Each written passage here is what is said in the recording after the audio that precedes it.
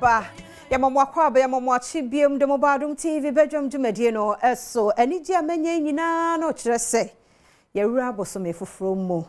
erade ohwe ye nso free January no se no de ewura 1 September mu o de ye metwa asomdue mu nso timu ani nye enu atwam August na twam tinema bi e course August anye no fa mewura ne mu ene ye say new week new day new month bibia ye foforo ade bi awuo bi anya ne nne ekure ade bi a yenyim ni bia na ya wo no September mu ti mo ani nye fa bufo bi anhyem obi kura temte wa mesro excuse no ni move on ya da se bedroom ya shase 5:30 ya de nyum no sa build your spirit no and Apostle Dr. Nite Ekuti Gubaya obe sheyim kran oruye nkran hyana na ya de news yi to aso a madaroma ya ba be gina hade de bonkrata no ene Adom online stories no to aso enedie Jordan JP Bismarck akwasinsi aboaten ene gina ne na so e wa hai dem na no pemi chia na bia boko de designer na banwa level up na level up di no so na ho se level up obe level colors no so ani da ho Ghana fon so da wase efie do mo ase Ghana fon da wase pa efie na efie do mo ase se bi kwa ka chemse asem de card yesi so se ya woro adapa etwa ne wo mu nanso ya ne nipa bi ntia adwuma na se ayo mo se eye wo na wo kasa nanso eye se de asem ne tie no ene ye ka enu ti na ye asem di ka no the personal interest ni ti no ye obi adwen so etu ya no abaka to se ene na anu SMS wo no ene wan kasa na wuntia sa it's true so ohane ane wo mu no sa na anu na wutie nkrofo bi atem what you say ene na hu se de bi atem ni ne hu hia ma meti ba bi a se be nyansa ne wo etu be wa adwen se na anu no yanka tine na ye ka sa na tie ensesan ye oh kwasi ensesan enye bete na nsu nyame ye ebe dosun emo bia ni nyina so tenetene ye yeah so na wo ka no the month of August so my God beka say eni ni papa but nyame ni mieye no ye manema onim de enti e waso stand me no mienu emi atwa ade abesi the 9th month ye ngide ni arehye mu say from aboni bi e bo in the 8th month no bia no asofade piani nyina de piani nyina egu from papa from me de kan kompunto yedie amen abrabo mo ne da so bebreye amen e de awura September bosum amen Yeda Ghana penifon so ase yes ne ba ye gina ye nyina timi egina ye ne timi ake ho nyina abom se buamu ade ba ko e be ko so asere asofo ne so omum mpai bom so enye den fama ye yes omum mpai bom enye den fama ye so dima kora na omuni emfama didi omu dima edra ye sofo Reverend Benjamin Tete ka na o kasa kire youth no like o kan in general said de ne emabunu emu ade na seconds asamu anka bi a wodi mfie bebre beka na kraketo so ko no mabi na social media nti aka simple okasa puppet no so na ode fire and me sure say hono obi a bete ti asofo no ye sure so obi a ye de na nso nyina na ye hu ti ye kosoa na ye tenetene a ebesesa niema ye beyi nkate bone na firimu ama papa na dikan said de ne blogging no maybe atwamu obi aware nko na to na ho and who say difference na bem committee adaroma kakra as a blogger say education now ya no obo school bi no mo hia community bi ni school na mo ka eno na mo nka so community bi ni health facility bi a na mo aka ebi so kura kwesi no mo wo then so no mo ni aka de ana wo mo ni staff and no na blogging no and no wasamuka so what you say your community your team promoting crofo 18 crofo say amanfo aware e kan semu a enim tene etugumo and no na say blogging na nketo no mo afa wo mo enye but ye nyina tin say o man betimi aye aye kura awie yesu ne ban na o se etimi sane ye ka kire ho say Ghana is great. Say American ni kachire no. Say America is great. Yan country say Ghana is great. Then if yanka FS and call YouTuber. Obo walking tour of European country be here. Hey bloggers na you. The question is as a blogger. Yeah when you bra o super man for no dey na ka first and ka be fa bi a enkran yes culture bi na ka o promote wa stand out wa fa sante wa fa bno wa fa islam but sebi ne ne gye ho ye ne be to nipa tendidie enye ba obi atem na no ne ye share eno ne ye share and so there for health no ko to wo be sharing ye too ne be kuye no aya samo ne be kuye no ye mpe no share ne be kuye no ayi ba momie ni na ho obi a waresem na no obi kan wasam ne ekodi obi 1 week na wi akire eto nko a enu so na abekọ platform so ne ye share omienye careful pa na ofo from ni ti said you wuni mu no radio for 97.1 ya mamu nyina chen ya mamu akwaba ebiem kwase ne ne wa bai yemma ye tie for mu akwaba so no so for mu headlines embra na wo mu afil a JP no wo behwe nice wo ko Jordan no asu bontin Jordan sellers wo ko Israel nti wo ko ho no asu akojari nsuo no mu akama we menya so okojari because the same value the TNT 0302211701 702703703 obi bebusa se na honorable way onze adwuma di etwa hatwa ti oba akokọ ahomedie mu a na wo so honorable nsu kosia na emu they say honorable Benjamin Abnazante da ko they say PE teacher former PE teacher is on team on the form team o hwehwe no akọ Adom 106.3 a ogina mu den o dwaso nsem so o dwaso ye adwuma no den ti onko ba bia adwuma no sa na te wo ha de wakọ ha wo ha de sa ya ye sao ti be so ye odie ye ho obi adwuma aya na biara sa na ye ma wo ani ya sori ahomachi eno e pon ye du fie almost 10 asa sori gina ha 0302 211 702703703 abodie no pay ye mo ache mo akwaba na jesmi ni afia eda sepa mo hoye bako Adom ye ho ye senya o kan no waka mata na mabio akwasi ya fede se to eto mu sepa ya da onyanko point se ye hu na chena sanje be kan interview okay ya machu mana bi ha na no wa pede kasi ai wa ba ya chena so so machu wa ko Jordan ba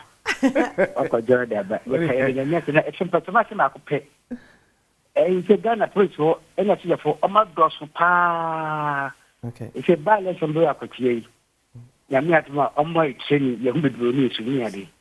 dan ka me mani so nko anka ebia other department no hospitals post office ebia area bi if be say 4 5 no mo ho ahani no mo ha ye ntwe na se bi nsi ansana a police make come o mo do so mo make come ba bi do amwo never be near yeah that's a pa ya was so ya no pay ya anope ye mo ache mo akwaba mini ba me joso ya la ti ke se firo do ko fisata ma me che ku vinsia ye kwa yimu na che no ma hini ko na santi na mini aba na me che wo chifu ina me gidi se police for ye de ye gi omudi kan no na se wonam na wo yira wo ku bisa police ni so yi wo paso kwa o mbenya da ja wo se fa ye be sere se akoti asem no wo hwe niama manfo ka social media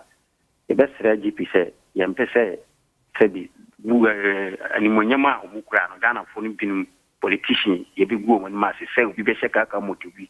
akogina ba bia eto aba ni be wi no ye be hwehwim no na nye police ko so atade ne de bia me ka se yesu sanyina ye mu police ni ye dwa no because ni suro mu ne yenye mane sani nyina was pepe na sa we driver ni kura na sa police ni gina wa o bit magina mo mu se o do respect na mo nti e be sere sa GP on fani 90 fam obi abi yebi ono so nyama ntrasa nyame chira ho no pa we da se SK Bolas e wo so SK no pay ye mo ache mame afiama nko ba tan pa se bibia boko de nyame e hira ye ndodo je do ba de na se we wa uni abe ma SK Bolas nyame na hene e wa de nyina mu do obo ase coffee cream ana pa de beda ma se mu nyu apa mo bo ye na papensia asnyama na kwapa wapa one trust ejwana yesa ena da ho okwa no aba le ma futu ka tsara me ma akoti amai ana de chefo akoti ase abato no bokoto no wotsanya kopon ya atma enya tukwa and you can hear and near to or trouble but fears from them on some near the now the Ottoman on a defense here, what do they see? And on a defense here, what helcom I agree. Yeah, that's papa. Why are you walking? I'm not from our one summer train, they came about radio so TV so. Muslim crime, yes, you're in it. I met a former MP, who now for Emmanuel, a constituency, Bemapa, or to be this one. Yes, Papa, young Far Coffee Boche was so coffee and last caller, Bemen pay you watching. Hello, Coffee, I'm watching. Oh, yeah. That's a coffee one time free, into free Yano pay. Me free colleague. Okay. Colebu. You, get you. You, me pacho, me problem, GG president. I off. Coffee and so on. Interesting. Okay. I have it, yeah. They are monitor media houses because me problem pan media house. Their first job and are mandatory a year to educate. If you move sorry, the way they talk, media me body that. Yeah.